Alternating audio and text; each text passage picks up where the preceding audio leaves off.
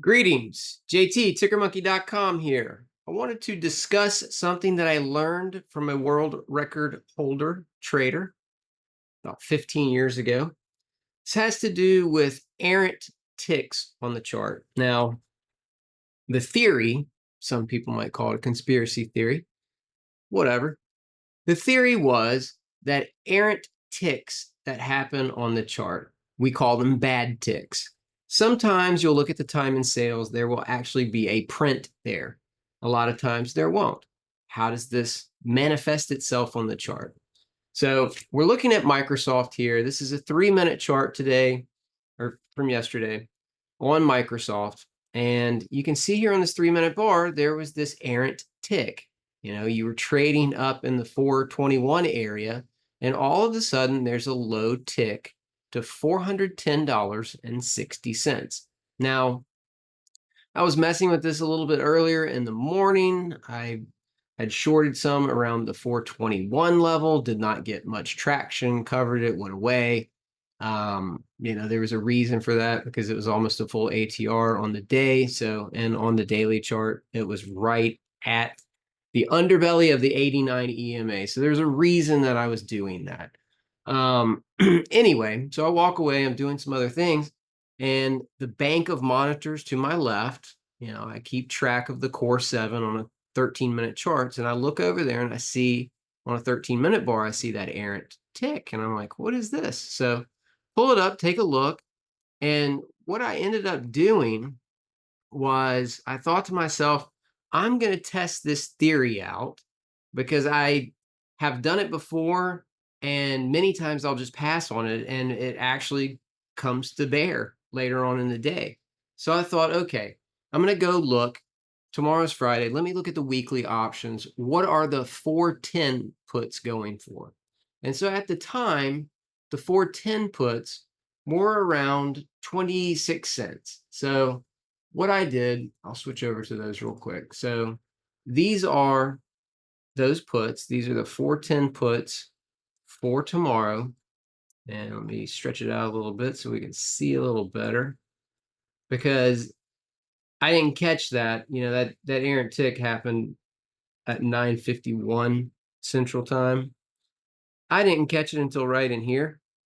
And when I looked and pulled it up, by the time I pulled it up, my trade occurred here. I didn't do anything crazy. I took some profits, $100, nothing big, bought 4 contracts and walked away. I mean, it was literally a lottery trade. So I walk away. I'm doing nothing with these because I'm not going to do anything with them. It's a boom or bust type of trade. That's what a lottery ticket is. So I ended up getting on the phone and talking to Rain King for a while this afternoon. So I'm bad to, I get on the phone, I start walking. So I get up from the desk, I'm walking around. I come back in here when everything's selling off, and, I look over at my positions and I'm like, oh, I look at the core 7 over here, I see everything selling down in unison. And I'm like, oh, I forgot these lottery options over here. So I look at my P&L over here, and that position was up 319%.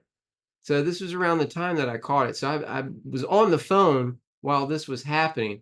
It's a good thing probably that I was, because I probably would have taken it at 100% gain. But I probably would have been selling this bar if I was paying attention.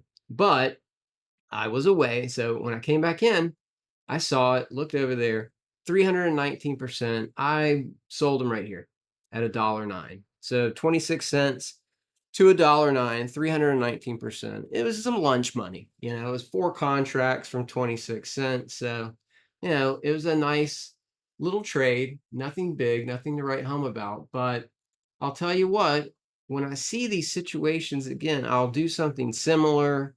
And, I can't say I'll size them up any bigger, but what I like to do in those situations on a lottery, if I've traded a stock that day and pulled $1,000 or something out of it, I'll, risk 10 or 20% of those gains on some type of a lottery. Just that's my way of free rolling, of pressing that profit to see if I can get anything else out of it. But that was the trade on Microsoft today. Very interesting that played out. Now let's see what this low was. It did get down to 411.93. So going back to the whole concept was this trader said that these bad ticks are a function of market makers sending smoke signals to each other. That a bad tick to the upside, you'll see these crazy spikes. And then later in the day, something might run all the way back up to that. Their theory was that it was market makers talking to each other with these bad ticks, sending smoke signals, telling each other where they planned on taking the stock to later in the day. Now, whether that's true or not, who knows? That's why it's a conspiracy theory. I haven't built a database to track this phenomenon. If anybody has, please hit me up. Send me a DM. I'd love to see your data on that. I haven't tracked it enough. I've seen it happen many times over the last 15 years. So I've seen it happen, but I participated in this one today. Very small, nothing big, buy some groceries, bottle of tequila, something like that. But anyway, I just wanted to share that with you. That's just a trading theory concept.